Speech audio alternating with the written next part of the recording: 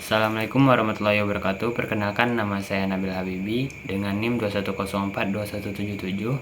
Baiklah, saya akan mempresentasikan hasil dari laporan KKL yang saya laksanakan di Diskominfo Pekanbaru. Langsung saja saya masuk ke pendahuluan. Yang pertama adalah latar belakang.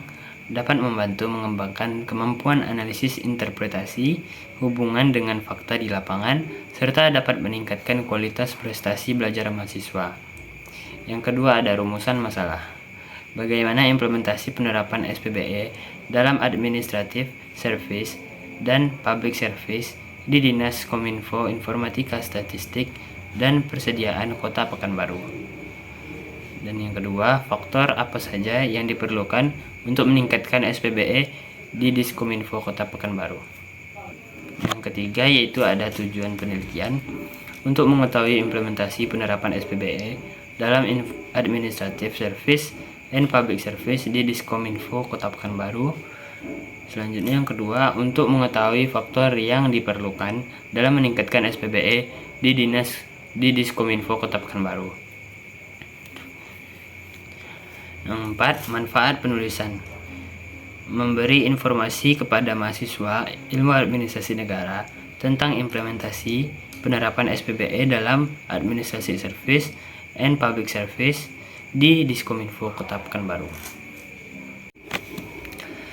Baiklah, langsung saja kita memasuki pembahasan yang pertama, yaitu profil Diskominfo Kota Pekanbaru.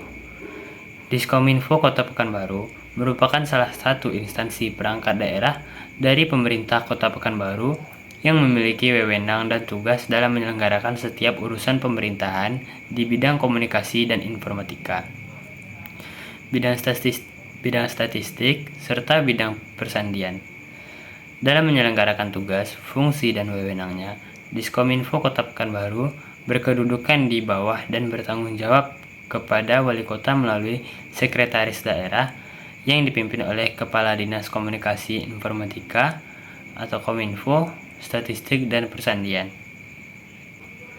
Diskominfo Kota Pekanbaru terbentuk pada tahun 2018 sebagai salah satu unsur perangkat daerah.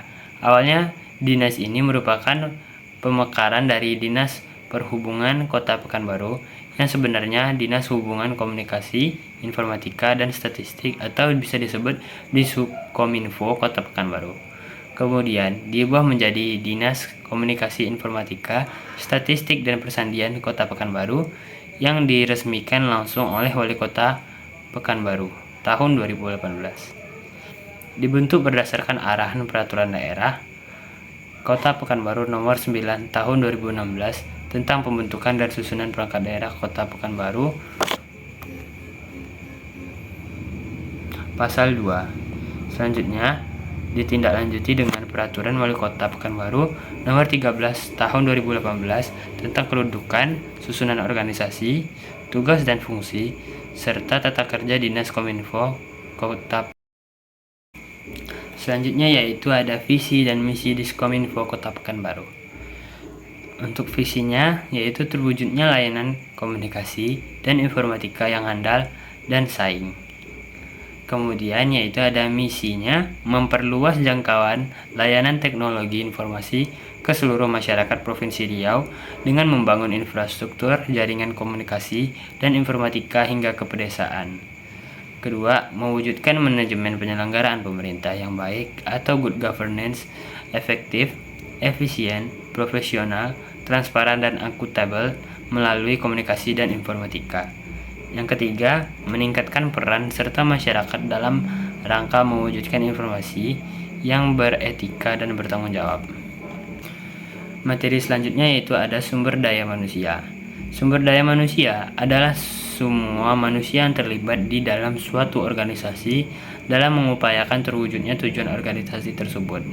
Menurut Ndraha tahun 1998 dan Sutrisno tahun 2009, sumber daya manusia berkualitas tinggi adalah sumber daya manusia yang mampu menciptakan bukan saja nilai kompetitif, tetapi juga nilai kompetitif generatif, inovatif dengan menggunakan energi tertinggi seperti intelligence, creativity, and imagination. Tidak lagi semata-mata menggunakan energi kasar seperti bahan mentah, lahan air, tenaga otot, dan sebagainya. Sesuai Peraturan Wali Kota Pekanbaru Nomor 167 Tahun 2021, Pasal 4, yaitu 1.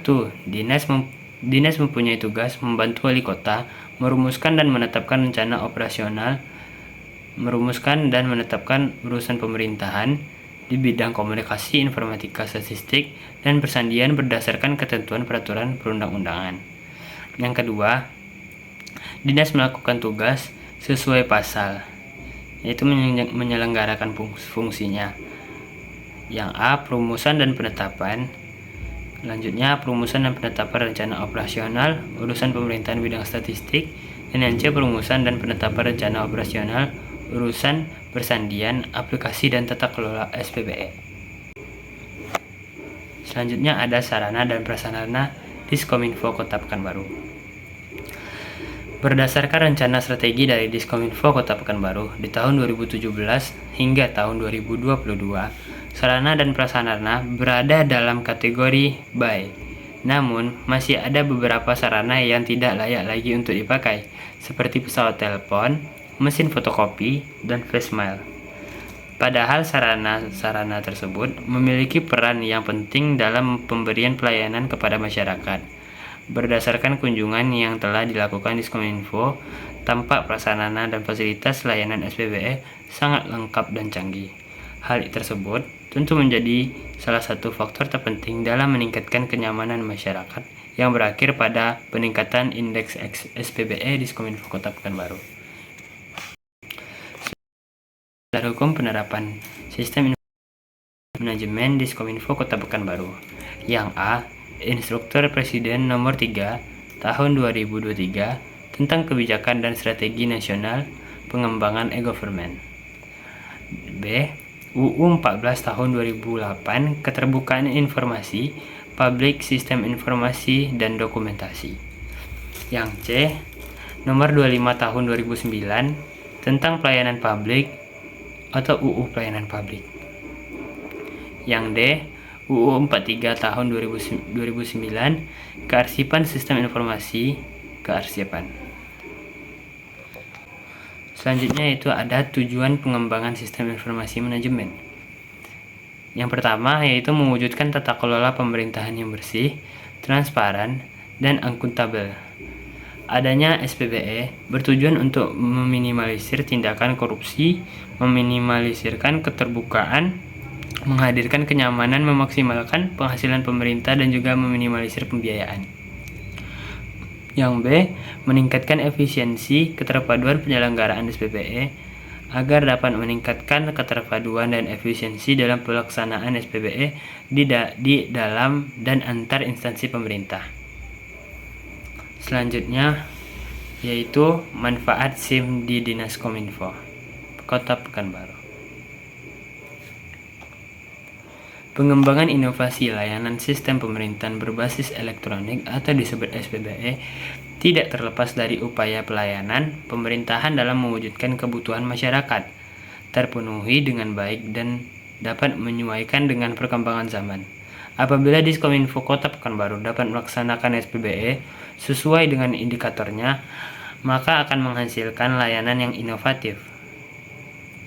Berikut manfaat adanya sistem pemerintahan berbasis elektronik dalam penyelenggaraan administrasi publik di Diskominfo. Yang pertama yaitu menghemat anggaran belanja, yang kedua menghemat waktu pengerjaan tugas, yang ketiga dapat dipertanggungjawabkan siapa yang mengerjakan apa, yang keempat mempermudah mencari data saat dibutuhkan, yang kelima menjaga keutuhan data, dan yang keenam menjaga keamanan data dari kerusakan. Materi selanjutnya yaitu permasalahan yang terjadi dalam aplikasi di Diskominfo Kota Pekanbaru. Yang pertama, minimnya jumlah SDM yang mempunyai kompetensi teknis. Memberikan pelayanan optimal dan baik merupakan tugas yang penting dari seorang aparatur. Dengan memberikan pelayanan yang baik, berkualitas kepada masyarakat, dalam mewujudkan penyelenggaraannya pemerintah yang sesuai dengan Perpres tahun 2018 nomor 29 yang berisi upaya memberikan tata kelola pemerintahan transparan, dana akuntabel, efisien, dan bersih, maka pemerintah daerah diwajibkan untuk dapat membuat kebijakan inovasi berbasis sistem pemerintahan elektronik. Yang kedua, mengadakan pelatihan dan pengembangan untuk meningkatkan kompetensi teknis sistem sumber daya masyarakat. Diskominfo Kota Pekanbaru dapat mengusulkan kepada pemerintah daerah untuk menambah formasi pegawai tetap di bidang yang kurang kompetensi keahliannya, sebagai upaya untuk memenuhi tenaga ahli yang kurang. Setelah itu, dapat melakukan pelatihan kepada pegawai tetap, maka Diskominfo Kota Pekanbaru membutuhkan sumber daya manusia yang kompeten di bidangnya masing-masing termasuk IT. Untuk materi yang terakhir yaitu upaya yang dapat dilakukan untuk mengatasi permasalahan yang terjadi. Yang pertama yaitu membangun desa broadband. Desa broadband terpadu adalah desa yang dilengkapi fasilitas jaringan atau koneksi internet, perangkat akhir pengguna, dan aplikasi sesuai dengan karakteristik penduduk setempat. Dengan adanya pembangunan desa broadband di daerah-daerah terbelakang di Pekanbaru menjadikan solusi untuk mengintegrasi daerah dalam rangka mewujudkan penerapan layanan inovasi SPBE yang lebih baik lagi. Yang kedua, mengadakan pelatihan dan pengembangan untuk meningkatkan kompetensi teknis SDM. Pengembangan kompetensi pegawai dapat dilakukan dengan bentuk pendidikan, yaitu dengan pemberian tugas melalui pendidikan format dengan mekanisme yang telah ditetapkan. Baiklah, sekian materi presentasi dari saya. Lebih dan kurang saya mohon maaf. Assalamualaikum warahmatullahi wabarakatuh.